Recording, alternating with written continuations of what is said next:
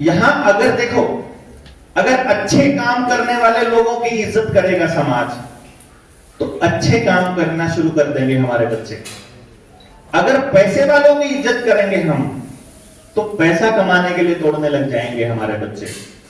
अगर अच्छे कपड़े वालों की इज्जत करेंगे लोग, तो अच्छे कपड़े पहनना शुरू कर देंगे हमारे बच्चे। यानी हमारा समाज जैसे लोगों की रिस्पेक्ट करना स्टार्ट कर देगा, हमारे बच्चे वैसा ही बनना शुरू कर देंगे। आपने वो डायलॉग सुना? किस किस ने नाटक में या टेलीविजन में ऐसा सीन देखा है, जब बच्चा कॉलेज में पढ़ रहा है, उसका पापा जो खेत में काम करता है, गरीब है, वो उससे मिलने के लिए शहर में आता है, और अपने दोस्तों के बीच बैठा, अचानक उसकी नजर उसके पापा पर पड़ती है, उसके पिताजी पर पड़ती है, और उसको देख के इग्नोर कर देता है और उसे टोकता है, और उसके दोस्त उससे पूछते हैं ये कौन है? कोई नहीं, हमारे घर का नौकर है। सुना ये डायलॉग? किसने सुना? ये देखो, सबकी क्षेत्रीय भाषा में भी ऐसी नाटक आए, फिर ऐसी फिल्में भी आई, और ये सुनिश्चित किया गया कि ये वाला सीन हर आदमी तक पहुंच जाए, है ना? अभी इसको दूसरे एंगल से देखते हैं।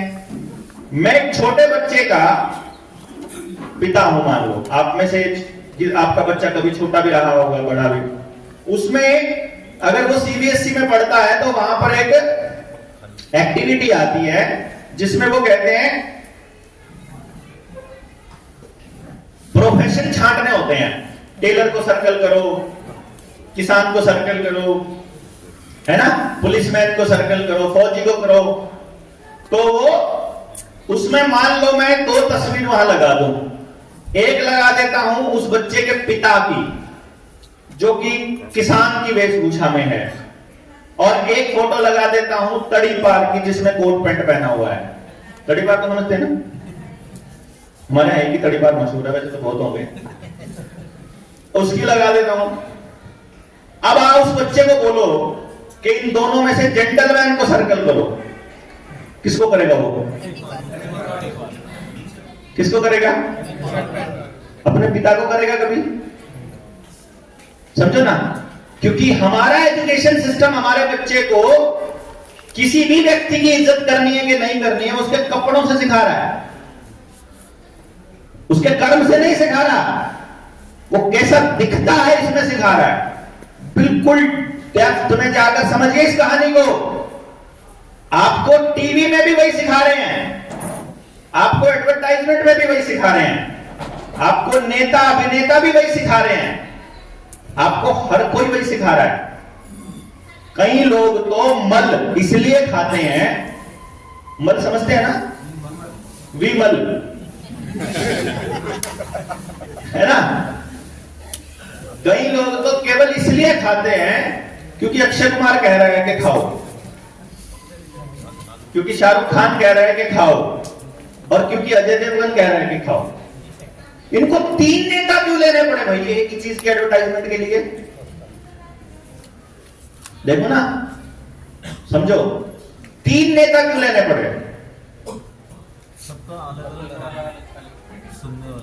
देखो, मुसलमान लोग नहीं खाते, नशा नहीं करते हैं, उनमें नशा हराम है, सभी तरह का जो बाहर का नशा है वो हराम है, उन्होंने कुरान में किया, तो उनके लिए तो अपने शाहरुख खान भैया ले लेंगे, है ना? वो खान लगाया उसके पीछे, तो उनको लगता है यार अपने वाला खा रहा है, क्या दिक्कत अगर ये वाला खा रहा है, क्यों जी? अच्छा, वो फिर एक ने अपना ब्रांड बनाया ऐसी फिल्मों के माध्यम से कि ये देशभक्त है। वो एक्चुअली कनाडा का रेजिडेंट है, एनआरआई है अक्षय कुमार, पता है ना आपको? भारत का नागरिक नहीं है वो, उसने नागरिकता छोड़ी हुई है अरसे से, और पिछले 9 सालों में 11 लाख बिलियनियर्स इस देश की नागरिकता छोड़ चुके हैं, पैसे वाले लोग जो असली। आपको पता है ना, अडानी ने भी छोड़ दी इस देश की नागरिकता, अंबानी ने भी छोड़ रखी है। पता है आपको, अंबानी इस देश का नागरिक नहीं है। पता है क्या आपको ये बात? अंबानी ने भारत की नागरिकता छोड़कर लंदन की नागरिकता को ले रखा है, वहीं पर रहता है, यहाँ एज ए एनआरआई रहता है। एनआरआई वाली लग्जरी लेता है वो, सरकार से सारे अधिकार एनआरआई वाले हैं उसके। जो विदेशी कंपनियों में एफडीआई वाला मजा है वो लूटते हैं दोनों के दोनों। और सिर्फ दोनों नहीं, जितने मोटे मोटे बड़े मगरमच्छ हैं वो सारे ऐसे ही लूट रहे हैं। पेपरों के जरिए, कागज के जरिए। तो अभी मुद्दा वो नहीं था, लेकिन मुद्दा ये था कि जो ऑडियंस की टाइप ली है, जिस ऑडियंस को उन्होंने टारगेट करना है। अक्षय कुमार, देशभक्ति वाले कौन से हैं आजकल, बताइए आपको, देशभक्ति का नाटक करने वाले कौन है ना? देशभक्ति के नाम पर पूरा देश बेच गए हरामी। उनको खिलाने के लिए अक्षय कुमार है। तीसरा, एक्शन हीरोज जो पसंद करते हैं, जो थोड़े बड़े हो गए हैं और उनका किसी टाइम पे फेवरेट रहता था अजय देवगन, मेरा भी फेवरेट रहता था। किसी टाइम पर मेरे बालों का छज्जा ऐसे रहता था जैसे अक्षय कुमार, उसका अजय देवगन का ऐसे हिलते थे कॉलेज के टाइम में, एक्चुअली बता रहा हूं मैं आपको। तो अब हम लोग थोड़े बड़े हो गए हैं, तो अब हमारे लिए उन्होंने, हमारे जैसे लोगों के लिए उन्होंने करा। अब देखिए कितने कमाल की तरह से उन्होंने डिजाइन किया कि आपका नेता आपके गांव की जमीन बेच रहा है उद्योगपतियों को, ठीक है? आपका अभिनेता क्या क्या कर रहा है? ऋतिक रोशन कह रहा है कि दारू भी पियो, सिगरेट भी पियो और जुआ भी खेलो, है ना, रमी खेलो।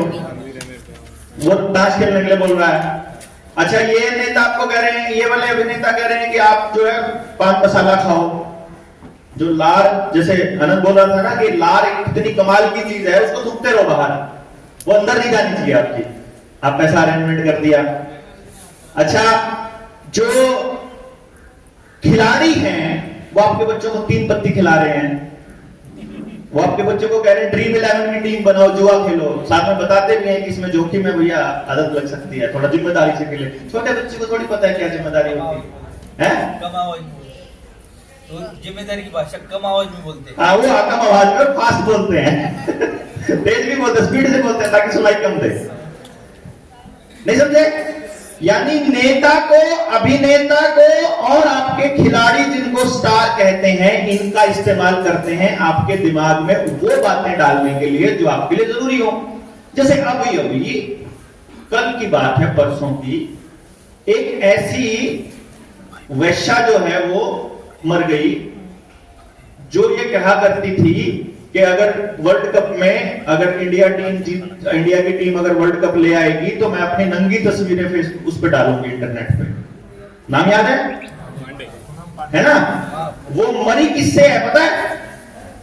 हो सकता है 100% चांस है कि उसको जो 2 साल पहले ये सरकारों ने केमिकल बॉडी में डाले हैं, जो इंजेक्शंस लगे हैं, उसका असर निकल करके आया।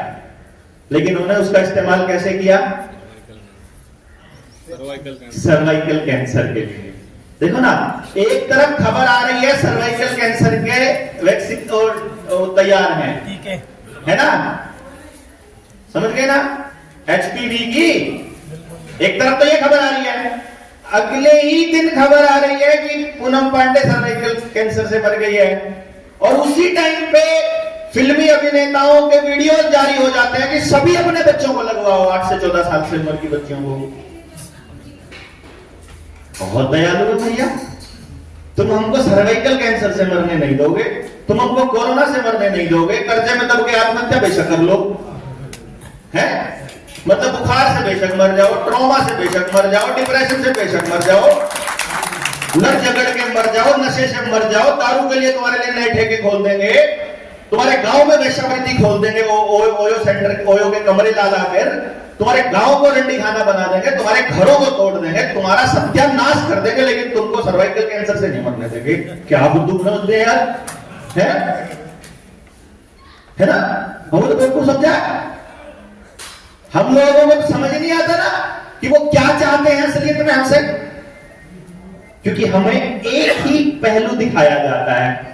एक ही पहलू क्यों दिखाया जाता है? क्योंकि उनको पता है भैया, देश के नाम पर बात करने वाले हर व्यक्ति ने आखिर में आकर के देश को धोखा दिया। समझ गए ना? इन्होंने पहले किसी को देशभक्त साबित किया, फिर उसको बेईमान साबित किया, फिर देशभक्त साबित किया, फिर बेईमान। फिर टीवी का ही काम है भैया, किसी को भी देशभक्त किसी को भी देशद्रोही 1 हफ्ते में बना देगा। अभी कल को केवल और केवल सच्चाई दिखा दो। 2014 से लेके आज तक के कानून कौन से बनाए? कितने लोग मरे, लोगों की दुर्दशा क्या हुई, कितना पैसा किसके पास बचा, कितना पैसा किसके पास ट्रांसफर हुआ, स्कूलों में क्या हुआ, कितने बच्चों ने आत्महत्या, कितने अपराध बढ़े, कितना नशा बढ़ा। केवल असली फिगर टेलीविजन दिखाने लग जाए, एक हफ्ते के अंदर इस देश की जनता इस मोतीलाल को, जो अडानी का कुत्ता है, इसको गली के चौराहे पर खींच के ले आएगी, नहीं भी बच्चा मारेगी। केवल सच्चाई दिखा दो और फिर ये एक हफ्ते में जिसको चाहे हमारे देश का देवता बना देंगे, जिसको चाहे उसको बना सकते हैं ना, क्योंकि हमारे पास अपने रिसर्च करने का समय नहीं है भैया।